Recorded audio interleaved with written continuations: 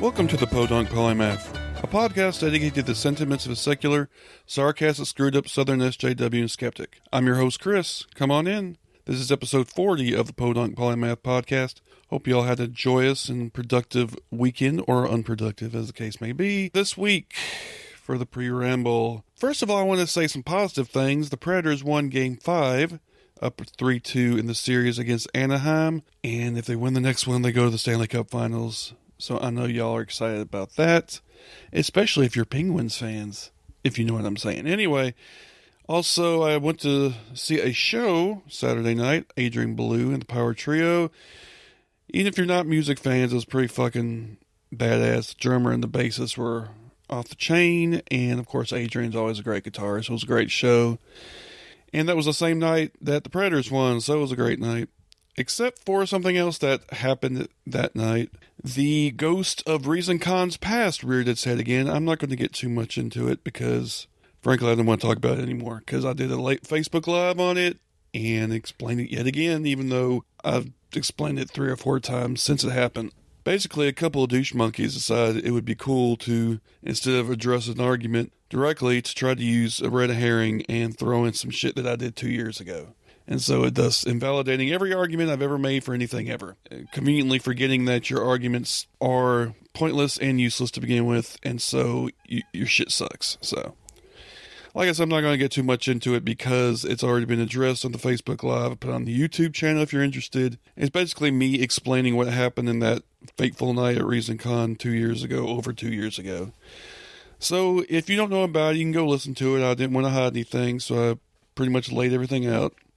Any of my new friends or listeners who didn't know anything about it, you can listen. If you still want to listen to the show, go ahead. But if for some reason you feel like, you don't want to, hey, I'm not going to hold anything against you. I did. It was fucked up what I did. So for the palaver this week, I have a gentleman named Gleb Tsipursky.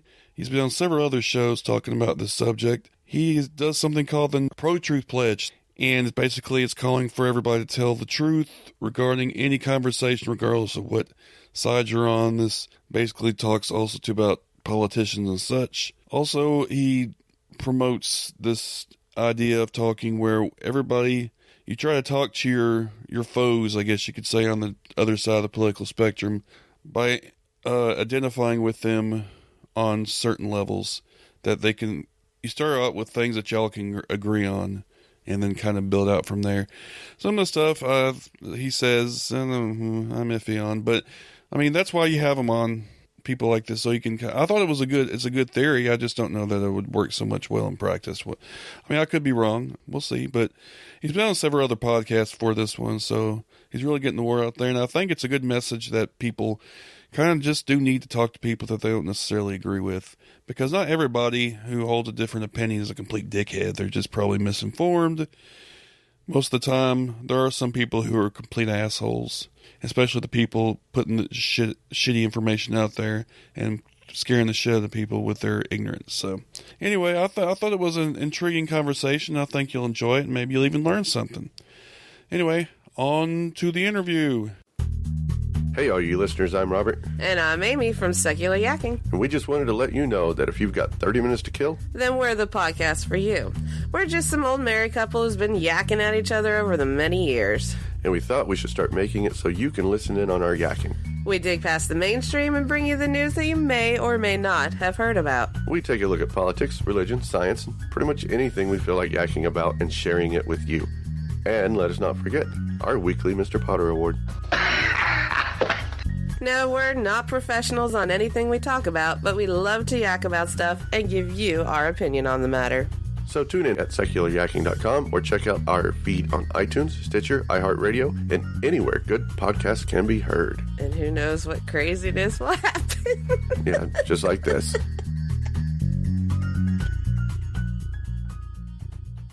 Do Do you know where Saskatchewan is? Probably not. It's in Canada. If you do, you might know a city named Regina. In Regina, there's a studio. And in that studio, there are, at least once a month, a bunch of skeptical atheist geeks and goofballs who get together to do a podcast. We are the Brainstorm crew, and we're trying to help spread a bit of reason and critical thinking while still having fun. Never taking things too seriously, but still not accepting everything we're told. We go through different topics, exploring them in depth, and often disagreeing. We try to stick to provable facts, and we never trust a myth. That's why we say we're woo-free since 2013. You can find us on iTunes, Stitcher, or Spreaker under Brainstorm, or check out our website, brainstormblog.net. I can't promise you'll always agree with us, but I can promise you'll have fun listening to us. Welcome to another edition of the Palaver here on the Podunk Polymath Podcast. This week I have with me President of International Insights, leader of the Pro-Truth Pledge Project, professor at Ohio State, and well-known author and speaker, Gleb Tsipursky. Did I pronounce your name right? Yes, you did it perfectly. Okay, good. So how are you doing? I'm doing well. Thanks for checking in. Appreciate it. Yeah, sorry I was a little late. Apparently I forgot what different time zones are. Time zones happen. So yeah, I've heard you on a couple of different shows, and you've been kind of making the rounds in the atheist/skeptical community. Why don't you I gave you a brief introduction, but why don't you kind of tell everybody what you're all about, what you're working on? Sure. So my main focus is rolling back the tide of lies in politics in our political system and the public sphere more generally. We know that our political sphere is not very reasonable. It's not very rational. We know that our public sphere more broadly is not very rational, not very reasonable. And you know what?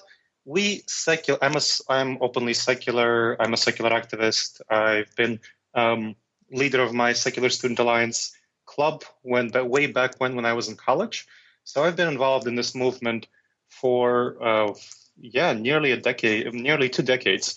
And you know what I've observed? I've observed our society growing less and less rational. And we've seen this election cycle just prove that. So you know what? Something is not working. No matter how much attention the secular movement is getting, the reason-oriented people are getting. I mean, it's great that we have, all of these podcasts, that we have all of these magazines and organizations and so on. But you know what? It's not really working. What we're doing is not working. We're not reaching the people who we need to reach. We're not reaching the people who are not already truth-oriented and reason-oriented. The audience for this show, I love the audience. I think they're great people, and they tend to be reason-oriented, but we tend to be outliers. That's what the research shows. And so how do we reach the other side? How do we reach people who are not already reason-oriented? How do we reach those people? That's what my projects are about. That's what I'm focusing on. The current focus of what we're doing is the Pro-Truth Pledge project at protruthpledge.org. And that's a very important way to reach people who are not already reason-oriented and truth-oriented and get them to be more reason-oriented and truth-oriented. So that's the focus of what I do, and folks can check out more about the organization where I serve as the volunteer president, and I give, I tithe to that organization. I give 10% of my income. It's Intentional Insights at intentionalinsights.org, and that's the broader nonprofit organization. It's a 501c3. We take donations and so on.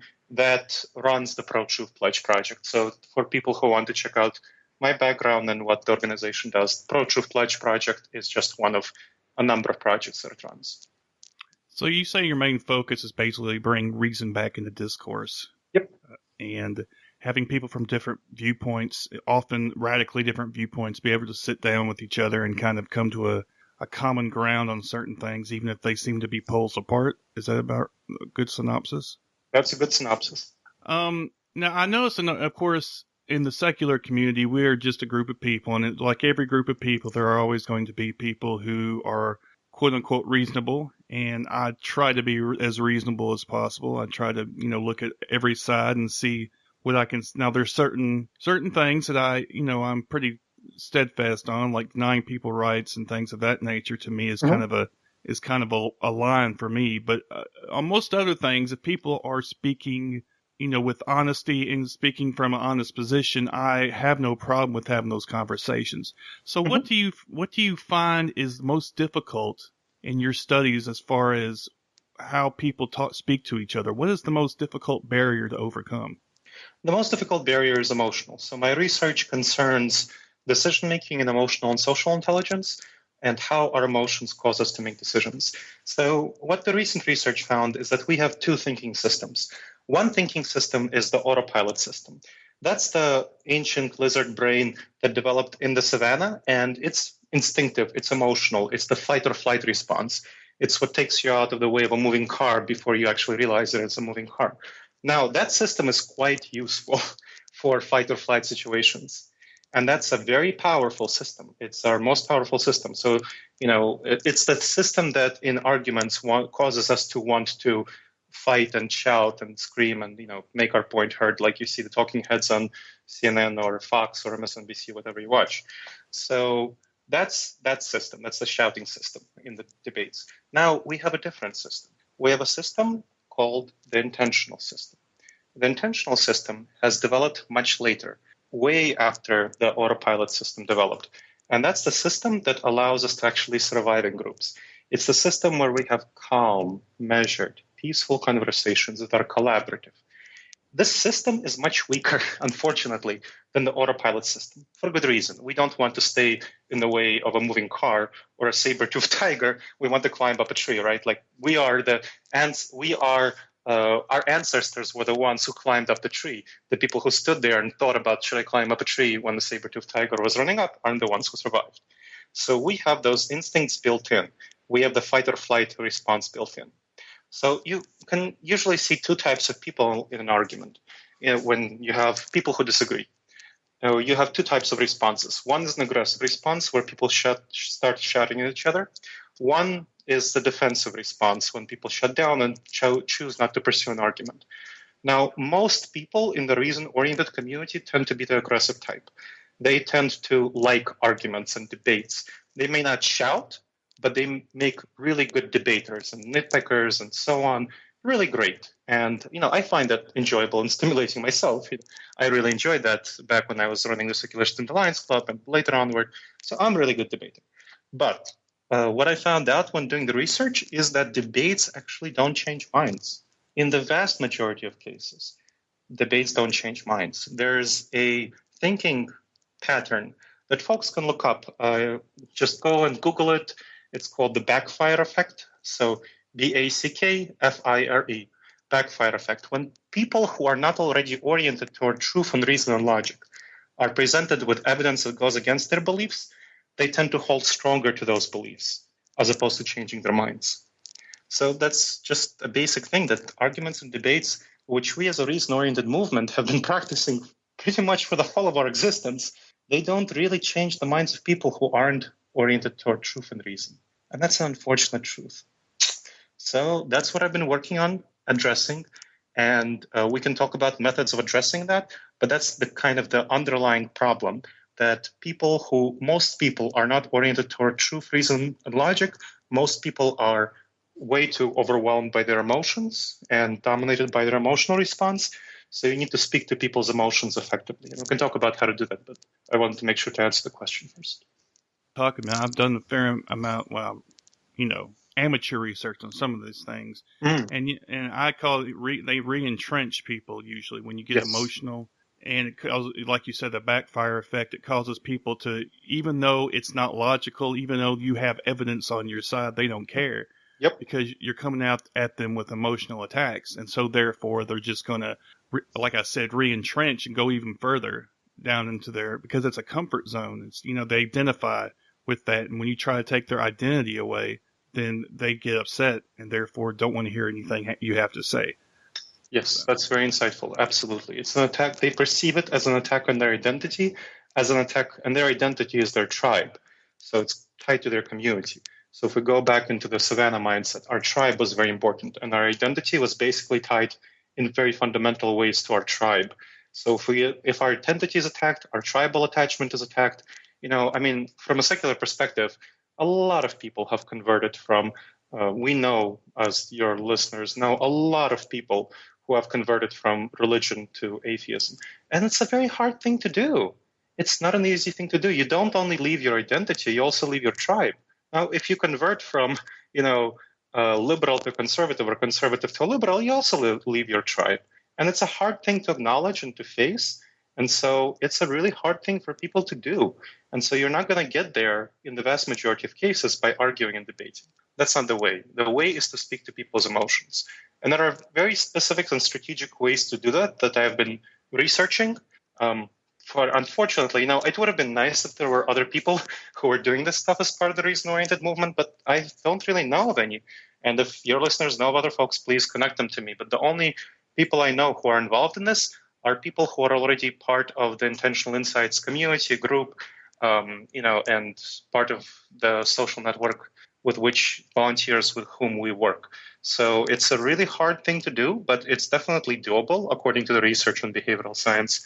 And it's something that people need to learn strategies for, and we teach those strategies. And for folks who want to look those up, they're available on intentionalinsights.org. Again, that's intentionalinsights.org. We have articles about how to reach people who have different opinions. And I can talk through some examples here. Yeah, why don't you go ahead and give us some methods to kind of address those issues that you just mentioned? Sure. So I can talk about an interview I had with an interesting conservative talk show host, Scott Sloan. Now, he's well known in the reason-oriented community for being a Christian conservative who debated Aaron Ra about the ARC in Kentucky, the ARC project, which was essentially a government-sponsored project to recreate the ARC. Unfortunately, our tax dollars going to sponsor religion. So very important. We know all about that down here. Yep. Well, I live in Columbus, so it's right by Cincinnati, and that's where the debate happened. So, So I know quite a lot about that, and it's quite unfortunate. So I went on the radio show with Scott Sloan to talk about Muslims and specifically terrorism. So I'm in Columbus, Ohio, as I mentioned. There was a terrorist attack last year where a Muslim terrorist drove his car into a crowd of students at Ohio State, where I teach, and then went out and stabbed some people before he was shot to death. So Scott Sloan naturally was, as a conservative, he was quite, hostile to this guy and to all Muslims as a result of this terrorist attack. So I went on the show, and here's what I did. Now, I said, hey, Scott, I totally hear you. It's very natural to feel feelings of fear and anger. They're coming from our autopilot system, very powerful system, very natural to feel these things. So it's totally okay. So I validated his emotions. The first strategy, validate emotions. Don't tell people that their emotions are wrong. Say that their emotions are fine, that they're, real emotions. Validate their emotions, so you speak to their emotions. Then you put yourself on the same side as they. You say, well, I totally hear you feel fear and anger toward Muslims, but let's remember what we want. We want safety and security. And research shows that's what conservatives tend to want. So they often act out of fear and frustration, and safety and security is a huge value for conservatives. Now, for me, civil rights are more important. That's my personal concern in terms of the Muslim issue. But I went to what he cares about. I care somewhat about safety and security, so it's not like I'm lying, but I am talking to him on his level, what we both care about, safety and security. So I didn't make him come to me, I came to him. So we both care about safety and security, put ourselves on the same side. Then I said, well, let's look at how we can actually get safety and security in this situation, Scott. So in 2015, there were 6 Muslims who committed terrorist attacks out of a population of 1.8 million adult Muslims in the United States. That's like picking out a terrorist. That's 1 out of 300,000 people, is likely to commit a terrorist act any given year. That's like picking out a terrorist out of several football stadiums. So not very likely, right, Scott? So we have a problem here where we're using our limited resources of policing and security on the wrong people. We'll miss the actual terrorists if we focus on the Muslims. That's one. Second, FBI has been really praising Muslim communities for working with us, with the FBI, to address terrorists within their midst and problems like that. Now, if we start repressing Muslim communities through heavy policing and security, as certain presidential candidates and then presidents have said that they want to do, that'll be a big problem. They won't really want to cooperate with us.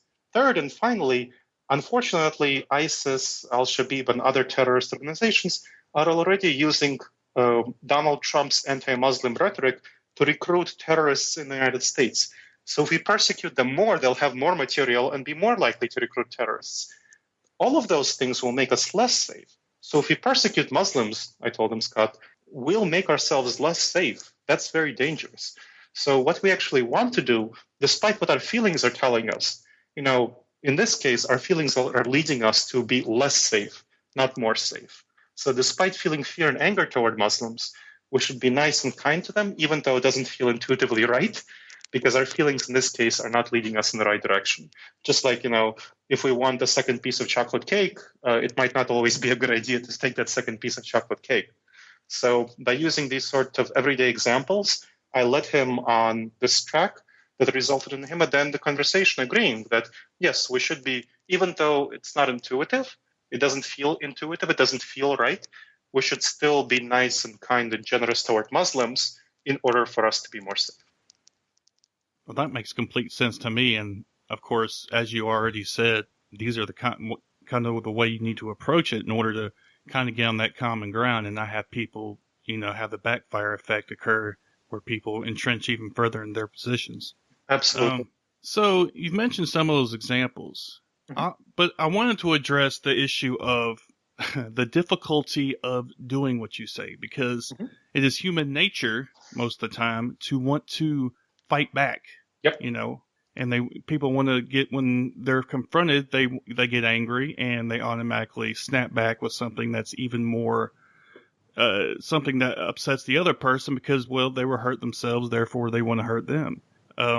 So how do we overcome that kind of reflex to want to attack back and instead try to come back with a more rational response? That's an important question. So that's a matter of developing a habit, and there are lots of ways of developing mental habits. The most important thing is to figure out what goal we want to achieve. Do we want to achieve the goal of feeling good, or do we want to achieve the goal of changing somebody's mind? Now, if we want to just feel good, it feels good to shout at people. I'm not going to lie, it feels good to me. I get intellectual stimulation, enjoyment, not out of shouting, but out of out-debating someone. But I also know that it will not lead to that person changing his or her mind unless they're already oriented toward truth and reason, and unless they're also a skilled debater. Because, I can out-debate people who aren't a skilled debaters, even though they might be oriented toward truth and reason, because I'm a skilled debater. So that's the only situations in which I engage in debate is just, for the intellectual stimulation sake of it, when I just want to have fun with friends who I know are skilled debaters. Because otherwise, what's the point?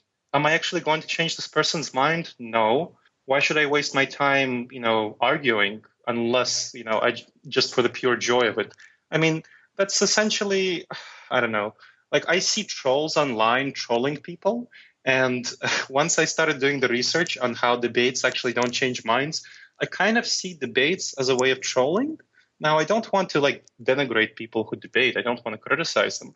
But it's just in my mind. I have used that to prevent myself from debating with people, kind of having this image do I want to troll this person?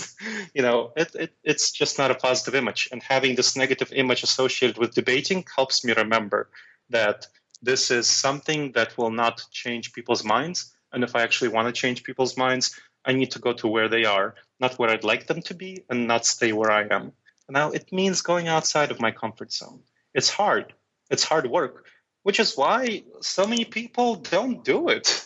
Even if people know about this stuff, they just don't do it. It's unfortunate, but it's true. There are so many people who heard me on podcasts, who read my articles, read my books. I go on these podcasts, I go on radio, I go on NPR, I go, I publish on Time Magazine, Daily News, New York Daily News, whatever.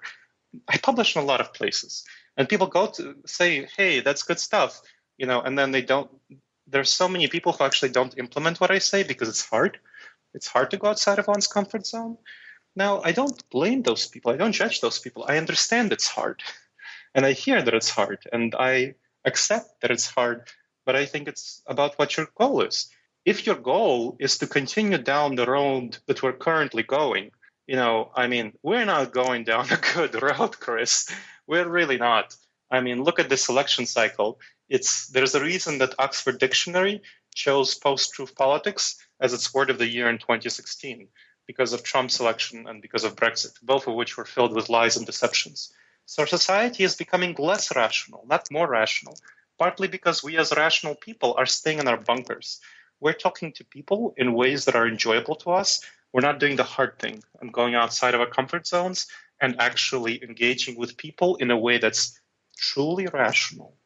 And the truly rational way to engage with people, not one that's enjoyable for us, is to go to where they are and to orient toward changing their minds. So if people, again, a quick habitual thing is to imagine every time that you engage in a debate that you're trolling somebody. And do you really want to be trolling this person? Well, some people do, and they think it's fun. Yep, I agree. I mean, I'm not judging them. And I'm like, if that's what you want to do, go for it. I'm not judging those people. I'm not saying they're bad. They can go for it, but that's not what I'm doing. And, I am not the people who want to just troll them, who just want to troll, that's fine. But they're not the people who I'm allying with and who I'm collaborating with. So they're welcome to check out the Pro-Truth Pledge at protruthpledge.org. They're welcome to check out Intentional Insights articles at intentionalinsights.org. But those articles are not targeted at people who just want to troll people. They're targeted at people who actually want to make a real difference in the world and who want to change people's minds and who want to be able to go outside of their comfort zone. Well, now you say you should go if you're trying to change minds. Come to other people instead of let them coming to you. Yes. Of course, there is an argument, of course, and I'm SJW, I guess you could say. Mm-hmm. Well, why should we talk to these people? They are basically denying people's basic human rights. They are being cruel. They are talking about things that will hurt people in the end. They only care about, business interests and things like that, and they don't feel like they should have to. They should have to go to them because they're in the wrong. What do you say to people like that? And of course, there's people on the conservative side who have similar feelings about liberals, I suppose. But how do you convince people who are so opposed to each other's views? How do you? I don't know. It just seems difficult, especially now with Trump being elected. Yeah, I hear you. People are just so angry and just so, even like I said, even if it's reasonable if it's objectively a truth that some things are occurring, that some things will happen, people are overlooking that just to maintain their own inner narrative. So it just seems so insurmountable. I mean, what's the first step to kind of addressing this, especially like you said, in this kind of post-truth environment?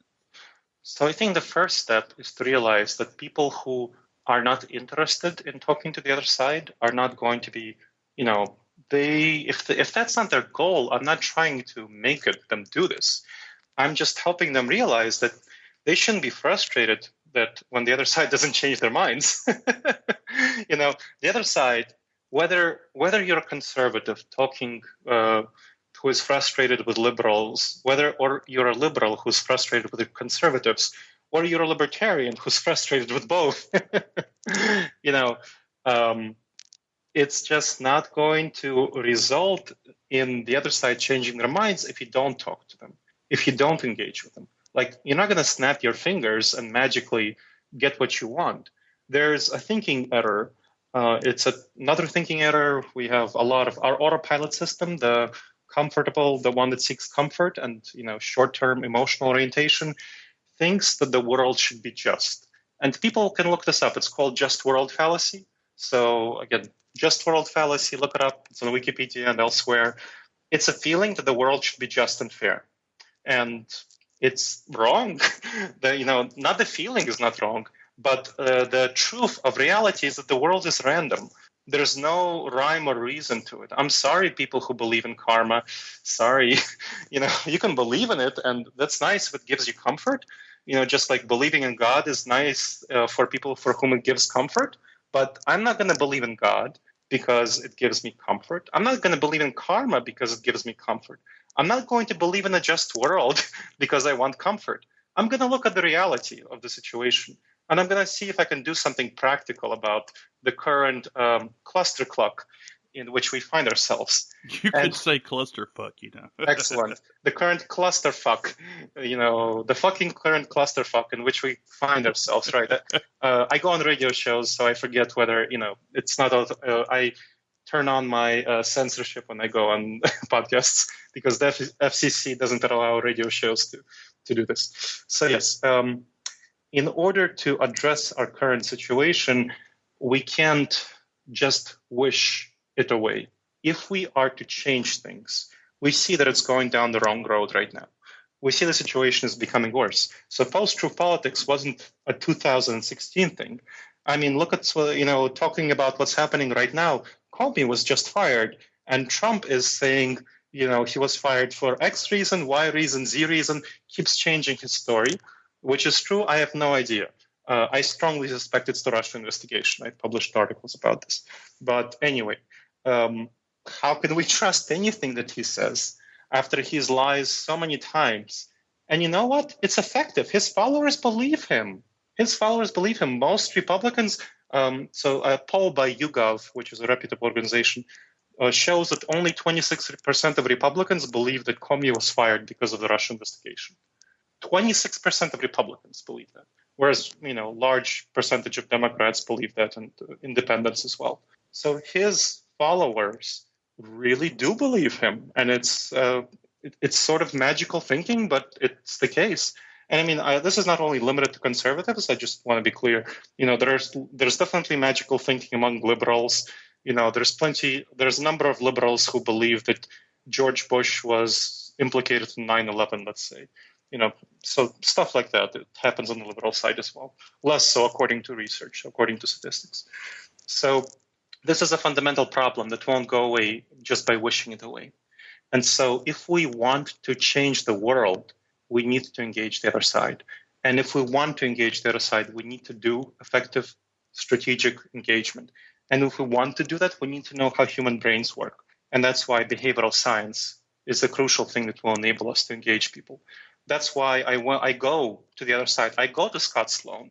I went on his radio show a number of times. We had very civil conversations, and he updated a number of times. I went on his radio show to talk about Comey a couple of days ago.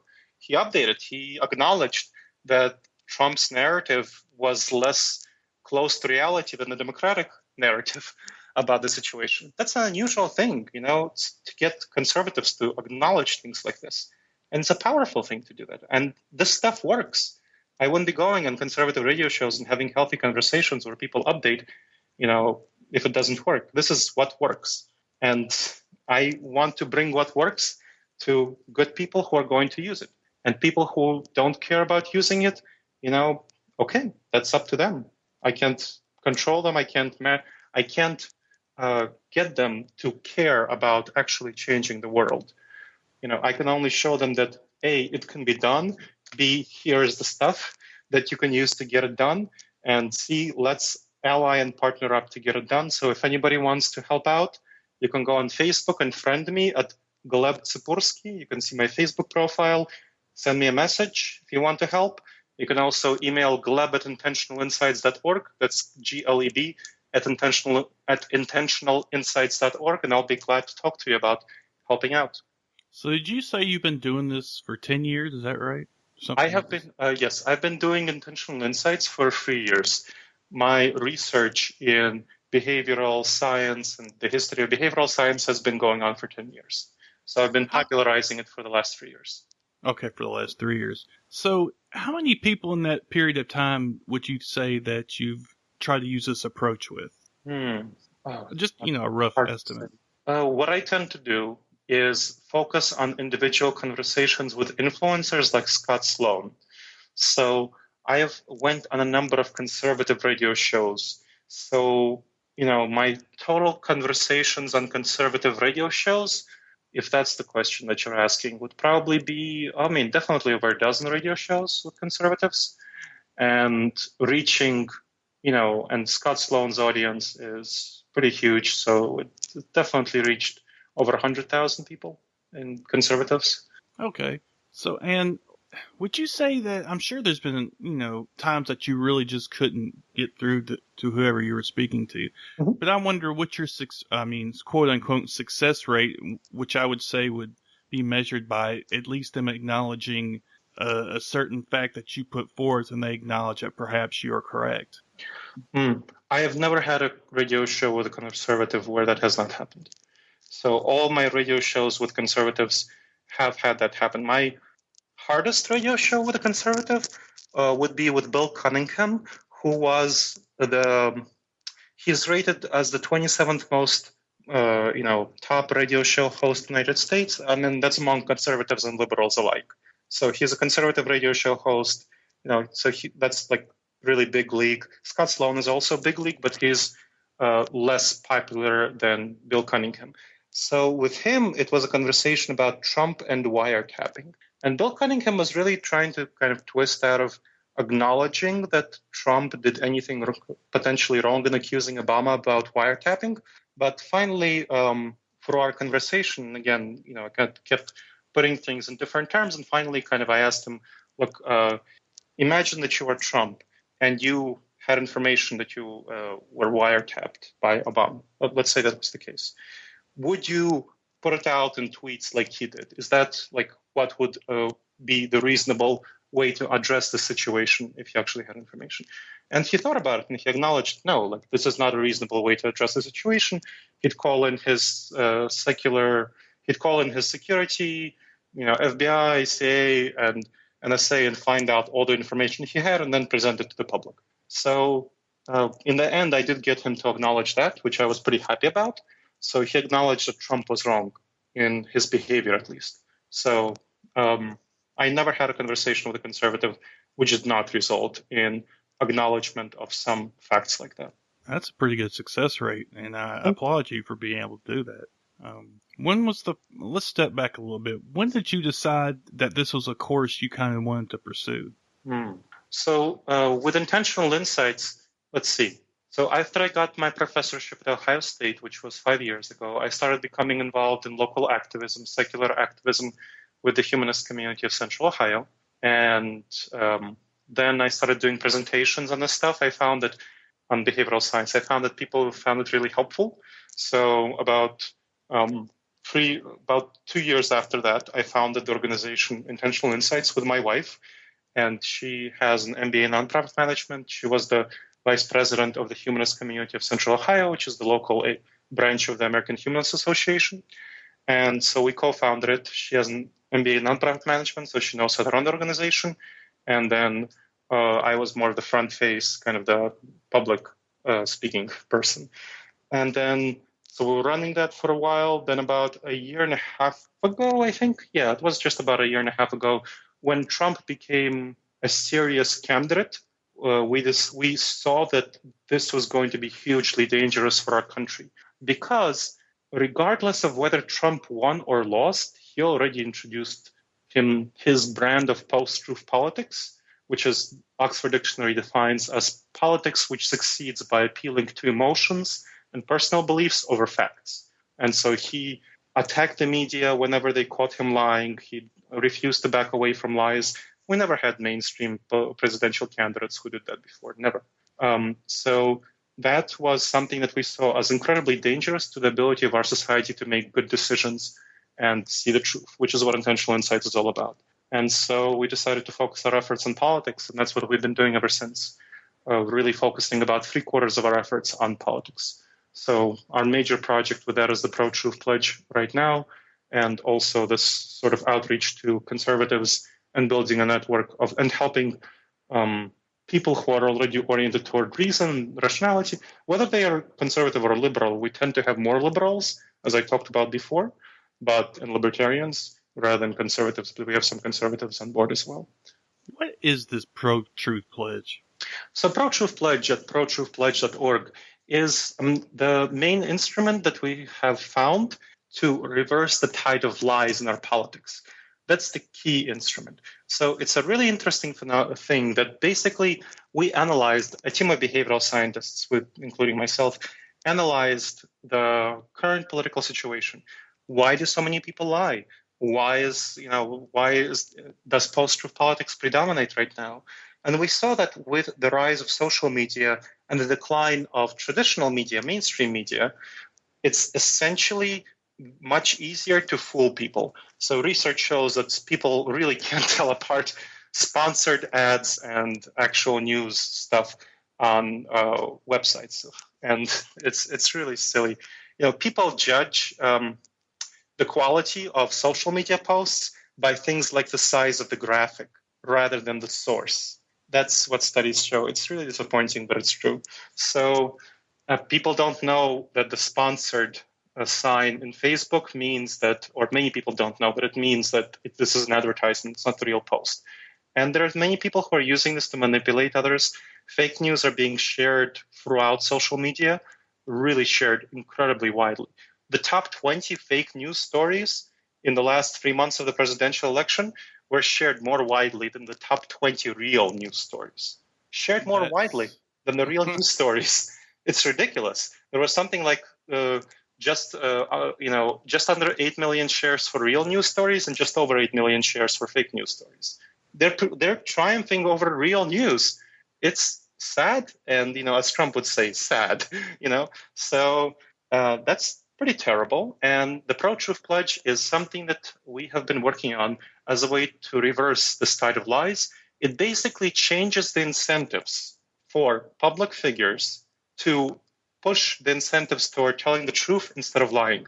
Right now, public figures don't really have rewards for telling the truth. And they don't really have much punishments for lying. So why not lie if it gets you votes, right? Very simple calculation. Why not lie if it gets you ratings for journalists? Very simple calculation.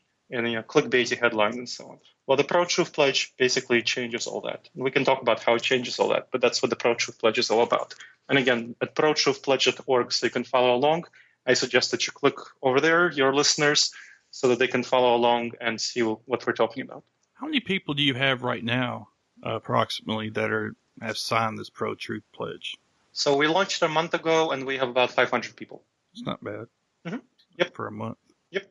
And we're aiming to, right now, we're not really focused on promoting it widely publicly. We are focused on promoting it only to people who are reason-oriented, because our focus is really building up the infrastructure. We've tested it out, promoting it in local venues. We saw that when we go to let's say a rally, we went to a rally here in Columbus, where I am, when we launched the pro-truth pledge. It was the March for Science, the local March for Science. And at one tabling event there, we got something like 150 signatures.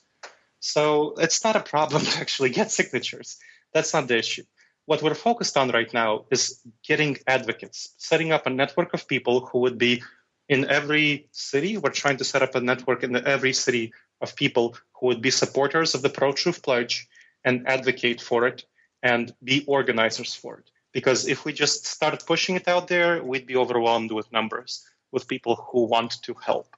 And so that's what we're focusing on. We're focusing on setting up a network and going to allies, which is why I'm going on radio, on podcasts like this one, to talk about the pro-truth pledge. And I'm not talking about it on mainstream radio podcasts, which have really, thousands, dozens of thousands of listeners and hundreds of thousands of listeners, more like dozens of thousands. And I don't want them to go and sign the pro-truth pledge yet, because we'd be just overwhelmed by the numbers of people who sign. So have you attempted to try to get conservatives on board with this? Yeah. I guess you. Yeah. Okay. Yes, we got some conservatives to sign it. We've been going mainly to reason-oriented people, and so there are some conservatives among reason-oriented people. So we got some conservatives to sign it. So let's say people like John Wells, the radio host of Caravan to Midnight, well-known conservative, and he, when I went on his radio show, talked about the pro-truth pledge. He was supportive of it and signed it. There's a Republican politician who is a candidate for Ohio District 12 in Congress who signed the pro-truth pledge. So there are conservatives who are signing it. Mostly it's being signed by liberals, because one of the tenets of the pro-truth pledge is that, we are going to reason-oriented people. More reason-oriented people tend to be liberal and libertarian than conservative. That's one. Second, one of the tenets of the pro-truth pledge is that we use the scientific consensus to evaluate what, that is one of the things that we use to evaluate what is true. And there are, unfortunately, way too many Republicans who are climate change deniers, conservatives, so they won't be able to sign the pledge if they're climate change deniers, because the scientific consensus shows that climate change, human-caused climate change, is definitely happening. So that's one of the things. Now, there are some Democrats who won't be able to sign it because of that. Democrats who, for example, who are anti-vaxxers, who think that vaccines cause autism. So that's more of a Democratic weirdness. And that's there are a number of Democrats who wouldn't be able to sign it because of that. That's interesting, actually. What is the Pro-Truth Pledge exactly? So the Pro-Truth Pledge is 13 behaviors which research on behavioral science shows are associated with truth. So we're not telling you what is true. We're not saying, hey, you must believe this thing. We're talking about a process. And it's very much like, it essentially encapsulates the main aspects of the scientific method and adds a couple of things. So things, I can read to you some of the 13 behaviors. One is sacrifice. I will strive to avoid sharing misinformation, whether clear lies, statements that go against reliable fact-checking organizations or the scientific consensus, even in service to a cause I believe is good. Source. I will endeavor to share my sources, providing a way for others to verify my information. Clarify. I will aim to express myself in ways that clearly distinguish between what is my opinion and what is the facts. Retract. If my information is challenged, I will make a reasonable effort to verify that it is true before repeating it, and retract it if I cannot verify it. Then challenge. I will, to the best of my ability, compassionately challenge those around me to stop using sources that reliable sources have shown to be systematically unreliable, even if these sources support my perspective. And celebrate updating. I will gladly celebrate those who retract incorrect statements and update their beliefs toward the truth. So, as you can see, this is kind of the scientific method plus, and it includes some things that aren't part of the formal scientific method, like celebrating updating and compassionately challenging people to stop using sources that reliable websites have shown to be unreliable, and so on. And this is something that research on behavioral science has shown to correlate with truth-oriented behaviors. What are the behaviors that are most likely to lead to an accurate evaluation of reality, which is what the truth is, accurate evaluation of reality. Now you say, of course, you depend on reliable sources. Who is the arbiter of what these reliable sources are? So we have three things that we consider reliable sources. Or one is, what is considered misinformation? Let's talk about that. One is clear lies. So something like, 2 + 2 = 3, or, it's June 6th right now.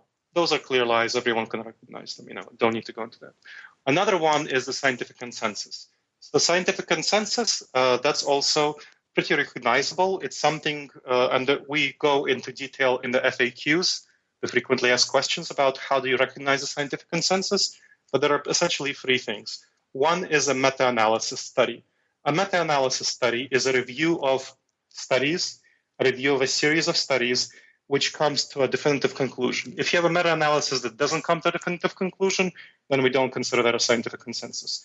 But a meta-analysis that comes to a strong definitive conclusion, like that there is significant human-caused climate change, or that vaccines do not cause autism, that's considered the scientific consensus. Also, statements by reputable scientific bodies, like, let's say, the American Medical Association statement on something, a strong statement on something concerning medicine, let's say consensus on that, or something that over 90% of scientists agree on. So, for example, over 97% of scientists agree that there is human-caused climate change.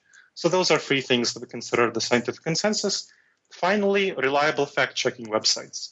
So by reliable fact-checking websites, we decided we don't want to politicize this issue by choosing websites ourselves.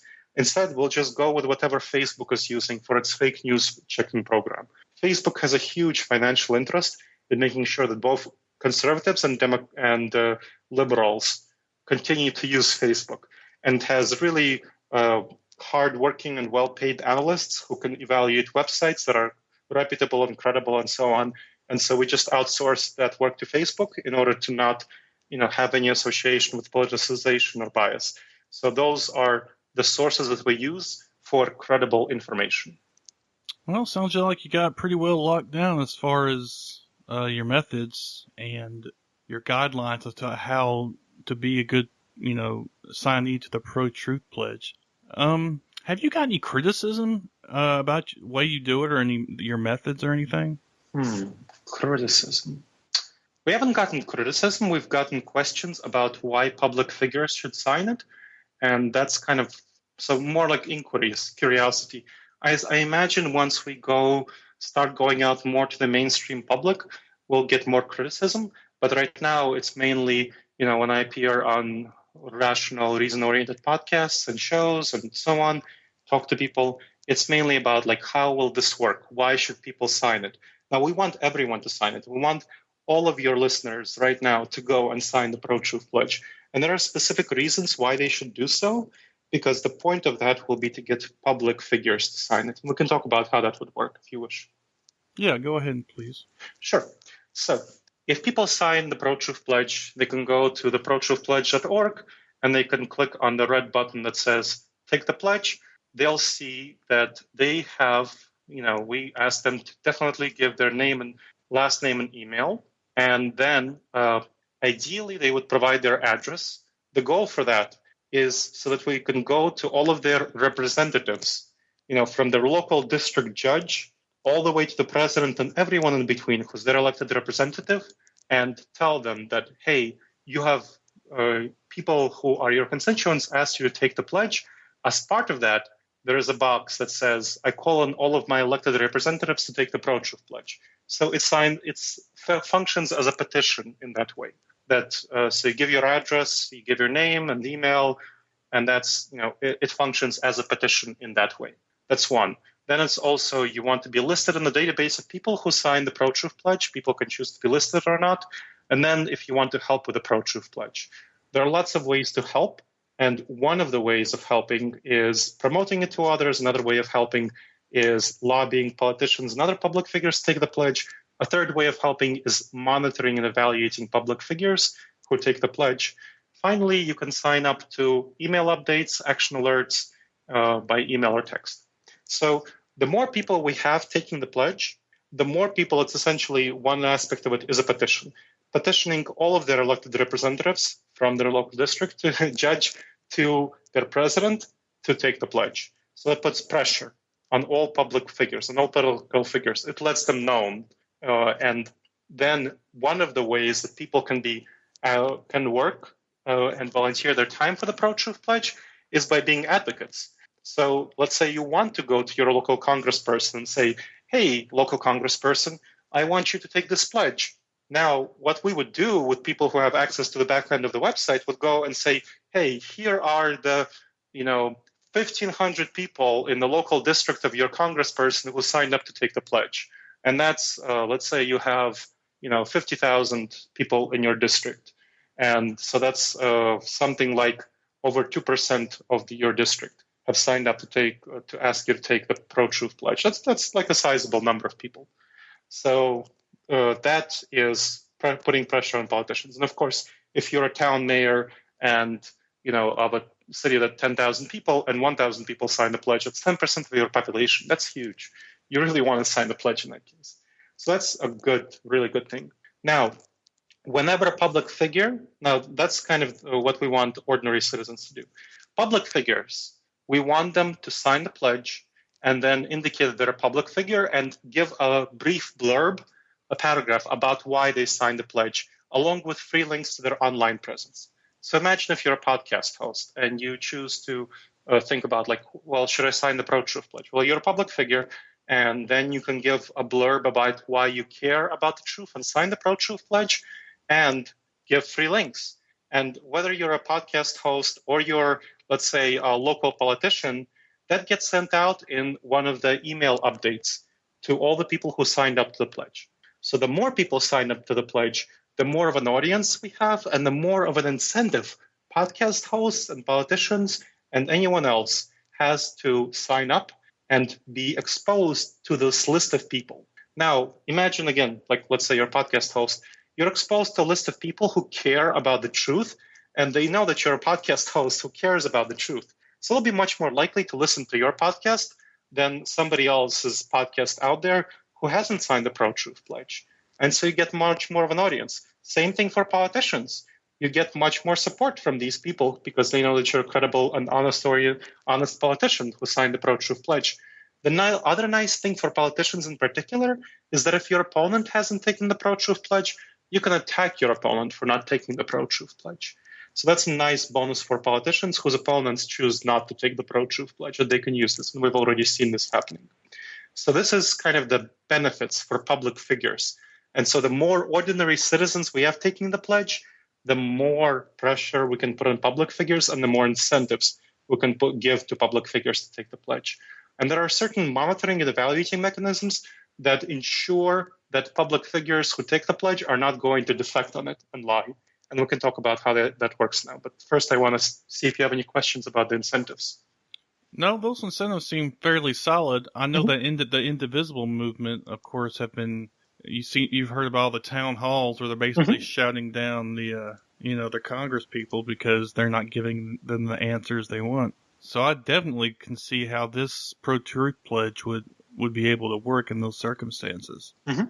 Whether they actually follow through or not is a whole different story. But I see what you're saying about incentives and disincentives to breaking that pledge because it would ultimately, kind of make them look bad, if they did that. Although I would argue that politicians are in the business of lying, but that's a cynical attitude. I understand. But go ahead and continue with what you were going to say before. So, yes, politicians have been lying more recently than they have in the past. And this is what this is meant to address. Fix that problem. Solve the problem of politicians lying. Giving them incentives to tell the truth and disincentives for lying. So anyone who signs the pro-truth pledge, one of the things that people can do when they sign up to be advocates of the pledge, so a volunteer, they can monitor public figures who took the pro-truth pledge. So we have a number of political candidates who took the pro-truth pledge. We have a number of podcast hosts who took the pro-truth pledge. We have organizational owners who took the pro-truth pledge and others who are public figures. So we have advocates assigned to watch over them and make sure that they're not lying. If an advocate, we have a thorough process here described in FAQ question 3. What are the punishments for breaking the pledge? If an advocate sees that a politician or a podcast host or somebody if they think that person lied, they are asked to privately approach that person and say, hey, with a really innocent until proven guilty presumption, saying, hey, I'm confused here. Did you violate the pledge, or did I misunderstand what's going on, or did you misspeak? Can you help clarify the situation?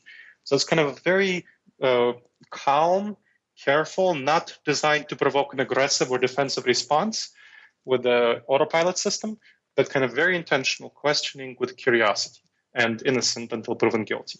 Now, if the question is resolved, if the person, the public figure, retracts the statement, that's great. We celebrate updating. We don't punish the person.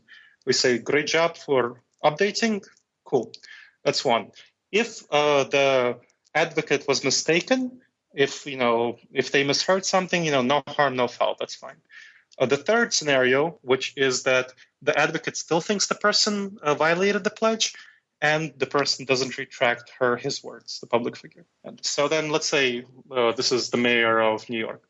So then the person goes to the local mediating committee in New York. And the mediating committee is composed of vetted volunteers. So anyone who signs the pledge can be a pro-truth advocate. And so we thought about this. We want to make sure that it's not trolled by people once it gets large, once the pro-truth pledge gets large. So the next step is this mediating committee, which is made up of vetted volunteers, people who are reliable and trustworthy, so who have been part of the pro-truth pledge movement for a while, and so we can rely on them. And they evaluate the situation. They reach out to the mayor and they say, hey, can you clarify the situation? Here's some pretty clear evidence that you violated the pledge, but maybe there's a misunderstanding, what's going on. If the mayor satisfies, if the mayor retracts, that's great. If they realize that they're mistaken, that's fine. The other option, of course, is that they still think that the mayor's lying. Now, then somebody from the central coordinating committee of the pro-truth pledge looks into the situation. So we want to make sure there's a lot of checks and balances in case a local pro-truth pledge mediating committee is mistaken or corrupted or something like that. A lot of checks and balances. And finally, if that person thinks that the mayor lied, that's when we place the mayor in contempt of the pro-truth pledge. Now that's when it goes public. And we issue a media advisory to all the media in the New York area about the mayor lying and give a lot of evidence, clearly showing and demonstrating that the mayor lied and all the steps we took to get the mayor to retract her or his words. Then we issue an action alert, which is another reason why it's important for people to sign up to action alerts. We issue an action alert to all the people in the New York area to tweet the mayor, to write the mayor, call the mayor, visit the mayor, protest the mayor, and write letters to the editor, and so on. Just make a big shitstorm about the mayor being in contempt of the pro-truth pledge. And so that is a pretty serious reputational hit. So with this sort of serious reputational hit, it's highly unlikely that someone who intends to deliberately deceive will actually sign the pro-truth pledge. Now, people will make mistakes all the time. We've had politicians who already made mistakes and they retracted their words. It's like no harm, no foul. I'm sure I'll make a mistake sometime. I'll say it's June 6th for some stupid reason, and I'll retract my words and I'll be happy doing that. So that's fine. So the pledge is meant to prevent deliberate deception, lying, as evidenced by the person not retracting his words, even though they're demonstrated clearly to be incorrect. How big do you think this thing's going to get? Do you have any expectations? Oh, gosh. I'm an optimist. So I have an expectation that it will get pretty big. We've been reaching out. Whenever we reach out to groups, many of them are pretty responsive. And so, for example, right now, the March for Truth is being held around the country on June 3rd. And, we've been just kind of cold calling groups in, let's say, Reno, Nevada, right? And they're like, yes, we want a pro-truth pledge speaker in Reno, Nevada. Now we're scrambling and trying to get a pro-truth pledge speaker in Reno, Nevada for their March for Truth event. So we're sort of slowly ramping up and trying to do it in a controlled way so that we won't get overwhelmed, like I'm saying. So, and this is an example of where it gets overwhelming. Hey, we reached out and now we need to find a local speaker, right? Like if we had made a big push, like really big push, and we had gotten, reached out to a whole bunch of places, we'd have been really scrambling because we need speakers everywhere. Now, fortunately, Reno is pretty close to San Francisco, and we have a number of people in San Francisco, so hopefully we'll be able to get someone. But this is kind of an example of why we don't want to push too fast, too hard. But what we're really aiming to ramp up for is the 2018 elections, and I'm really hoping that by the 2018 elections, we have a number of people who take the pro-truth pledge, who are candidates and who are serious candidates and who will make a big deal about it. And that will be really great. So I think it can be really big. And I want it to grow in a controlled manner, which is why right now what I'd want to see is having people who are reason-oriented, who we can trust, take the pro-truth pledge. And I want to make sure it's not trolled at the beginning so that, we're not sort of quote unquote infiltrated by people who see how large it's going to get and then kind of get into the system with the intention of subverting it. Because, that has happened with movements. I don't want that to happen. So we are trying to build it up slowly and gradually and make it manageable. Well, that makes sense. So just to wrap things up a little bit, why don't you go ahead and repeat once again everywhere that they can find you and your information about your project. Sure. So for Intentional Insights, people can check out intentionalinsights.org. That's a nonprofit where I serve as the volunteer president. If they want to just get in touch with me, email me at gleb, Gleb, at intentionalinsights.org, or find me on Facebook and send me a friend request. I'll be happy to, connect you with you that way. And the Pro-Truth Pledge, of course, is at protruthpledge.org. And I encourage everyone to go there, sign it, and be an advocate. Before we go, I wanted to ask you, you say it's a nonprofit. Do y'all take donations or anything? Yep, or how do y'all fund absolutely. it? Yeah, it's all funded by donations. We don't have any large organizations donating. It's all based on small dollar donations from anywhere from $1 to $100 a month. So that's the way it's funded, and it's a member-supported organization. where would one go to do that? The main website? Yeah, at intentionalinsights.org/donate. Oh, okay. Well, easy enough. Easy enough. Okay. Okay. Well, I wanted to thank you for coming on, Gleb. This has been actually a fascinating conversation. Like I said, I've heard you on a couple other podcasts, and this information I think is important to get out there. I think you're right that people don't spend enough time trying to figure out how they can get out of their echo chamber and kind of, step out of their comfort zone and have these conversations, especially in the light of the polarization that has been going on. But I feel like with the election of Trump, it's kind of reached an apex. Mm-hmm. So I think it's important that people hear this and what you have to say and try to give it an honest go instead of just automatically dismissing their foes, I guess they would consider them. But yeah. Which, when it comes right down to it, they're human beings. So, I mean, it's absolutely, So, yeah, I think one of the nice things about the Pro-Truth Pledge is that you can get conservatives around it. I mean, it's not a hard thing. You're not triggering them by saying Trump is lying. You're saying, here are 13 truth-oriented behaviors. Let's agree on these 13 truth-oriented behaviors and see if the political figures who we support engage in these 13 truth-oriented behaviors or not. And then you can have a basis for a reasonable conversation with them after you talk to them about what is truth and how do you practice truth-oriented behaviors. And so at the end of this conversation, you've heard me on several podcasts, and this is something I often ask podcast hosts, will you, Chris, take the Pro-Truth Pledge? Oh, absolutely. Excellent. Happy to hear it. And good to have another public figure to take the Pro-Truth Pledge. I wouldn't go so far as to call myself a public figure, but sure you I are. Appreciate the compliment. Absolutely. You should definitely give a blurb about why you took the Pro-Truth Pledge and give a link to your podcast. That'll get you more listeners. I mean, I think truth-oriented folks like yourself definitely deserve more listenership than people who are not oriented toward the truth. Well, I would tend to agree. Unfortunately, that isn't people like the glamour and the glitz more than they do the substance, it seems. Yep. But that's part of the problem, but we need to try to remedy it. And that's what the Pro-Truth Pledge is about. Exactly. Hopefully we can get this thing going and maybe, make it countrywide, nationwide. Absolutely. Yeah. So, all right, Gleb. Well, again, thank you for coming on. I really appreciate it. Thank you. I really appreciate it being on. All right. Well, take care of yourself, okay? You too.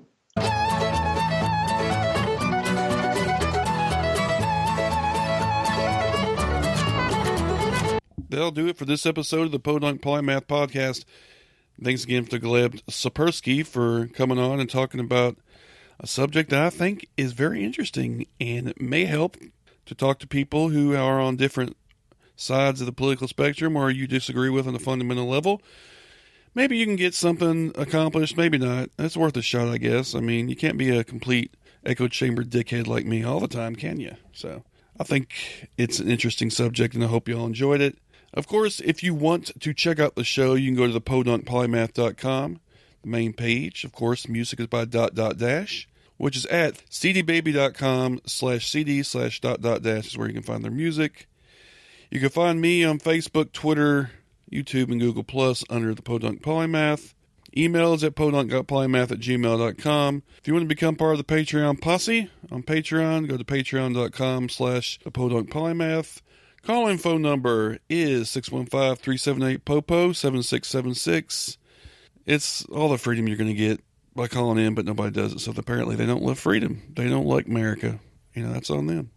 They have to live with that. If you want to go to the newly constituted online store, you can go to zazzle.com/podunk_polymath. If you go to the sidebar there, you can follow me on WordPress. Twitter, there's a little tweet box, but you can also follow me there. PayPal donate button. You can follow me on RSS, Google Play, iTunes, Stitcher, and there's a Patreon button, as well as recent posts and recent comments. Thank y'all again for listening. A little PS here, because I just saw this on Facebook. Apparently there's something going on, and the hashtag is stirring shit to get fans. Don't know what it's about. Looks pretty funny. I think it has something to do with Thomas Smith getting into it with Boghossian and James Lindsay, maybe. I don't know, but I'm a subject to a couple of them. So it's kind of funny. One of them, I don't have a real beard, and I have elves do it for me or something of that nature. It's interesting. So I may put a couple of those up later. Okay, here's one.